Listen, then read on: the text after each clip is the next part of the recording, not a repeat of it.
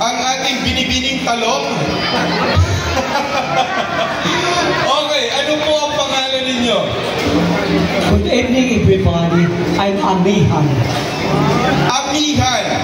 Pero dahil hindi maganda yung amihan, papalitan mo ang pangalan mo ng talong. Ikaw si binibining talong. Dahil ikaw ay may talong. Okay? At may talong.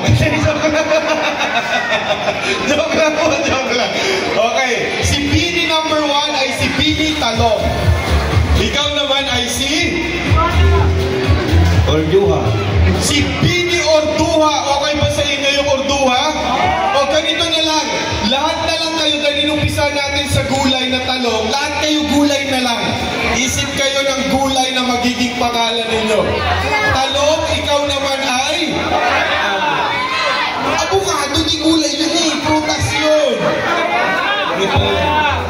Anong suggestion po ninyo? Ampalaya.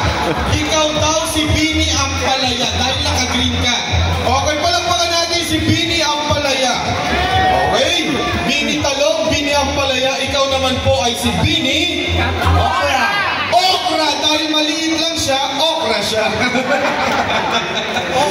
Ang malapot, okra nga. Okay, palakpakan natin si Bini Okra.